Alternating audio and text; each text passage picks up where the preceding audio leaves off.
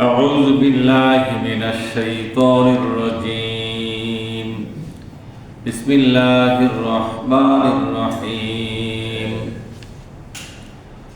وإذا جاءتهم آية قالوا لن نؤمن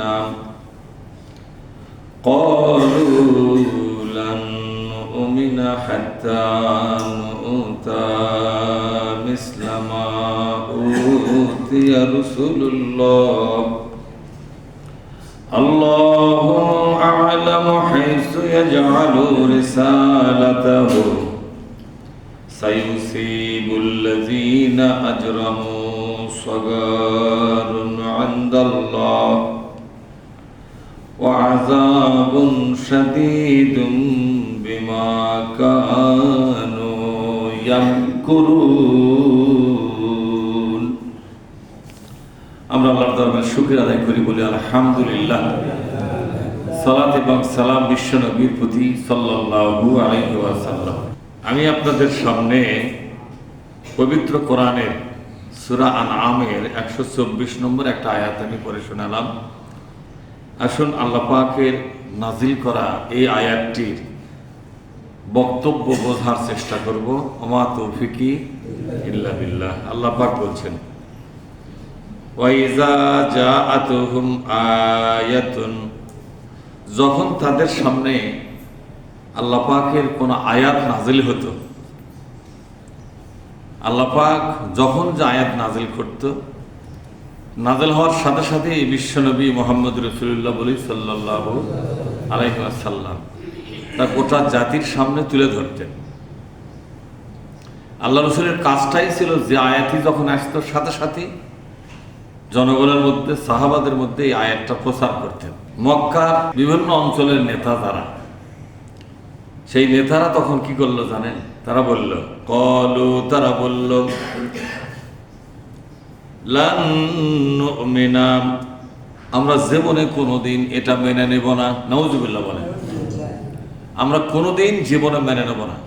লান মানে কোনোদিনও নয়, আজও নয়, কালও নয়, কোনোদিন নয়।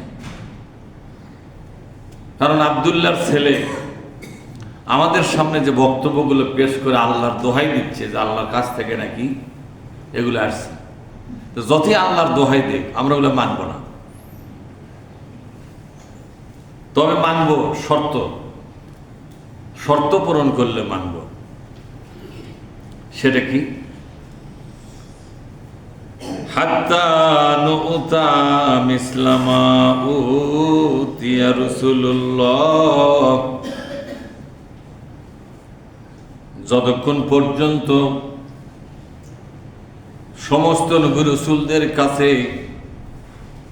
আল্লাহ পাক যা কিছু দিচ্ছিলেন, যা পাঠাচ্ছিলেন, সেই জিনিসগুলো আমাদের কাছে না আসা পর্যন্ত আমরা ঈমান আনব না। এর মানে হলো এই দুনিয়ার সমস্ত নবী রাসূলদের কাছে ফেরেশতারা আগমন করত। জিবরিল আলাইহিস সালাম এবং আরো অসংখ্য ফেরেশতা নবী রাসূলদের কাছে আসছে। আমাদের কাছে যদি জিবরিল ফেরেশতা আসে এবং অন্যান্য ফেরেশতা আসে, এসে তারা যদি বলে এই কোরআন আল্লাহর কাছ থেকে আসছে, আর মুহাম্মদ আমরা বলবো সাল্লাল্লাহু আলাইহি ওয়াসাল্লাম তাকে আল্লাহ পাক নবী করে নির্বাচিত করেছেন, তাহলে আমরা মানব। ফেরেশতা আমাদের সামনে আসা লাগবে, আসা বলা লাগবে, তারপরে মানব। নাউজুবিল্লাহ পাঠ করেন। হ্যাঁ, নিজেদেরকে তারা কি মনে করতো বলেন তো? বিশাল কিছু। বাপ রে বাপ, নবীদের কাছে যে ফেরেশতারা আসছে আমাদের কাছে সেই ফেরেশতারা আসতে হবে, আসা বলতে হবে যে এই যে কোরআন, এই যে নাও তোমরা সবাই এই কোরআন মেনে চলো, এটা আল্লাহর কাছ থেকে আসছে।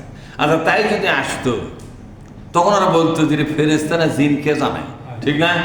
মানে একের প্রশ্নের কোনো শেষ হতো না। আল্লাহ পাক বললেন,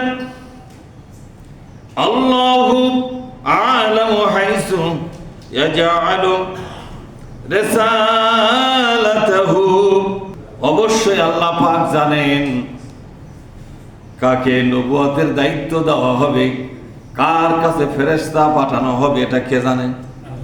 আল্লাহ জানে। এগুলো দাবি করে পাওয়া যাবে না। আল্লাহ পাক অবশ্যই জানেন কার কাছে ফেরেশতা পাঠাতে হবে, কাকে নবী বানাতে হবে। আল্লাহর কাছ থেকে নবী দাবি করে পাওয়া যাবে নাকি?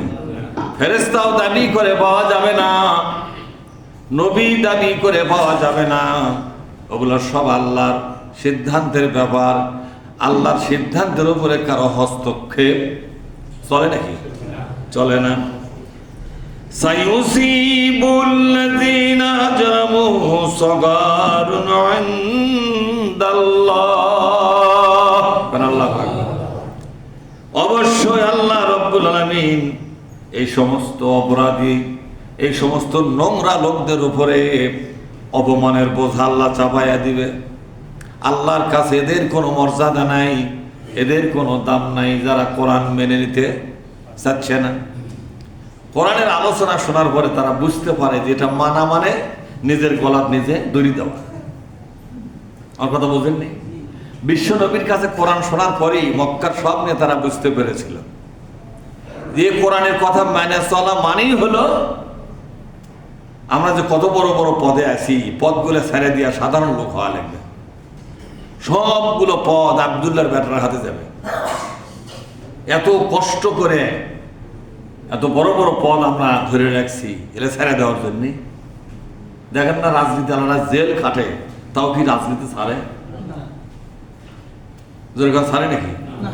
জেলের থেকে বাইরে এসে আরো জোরে সোরে লাগে না?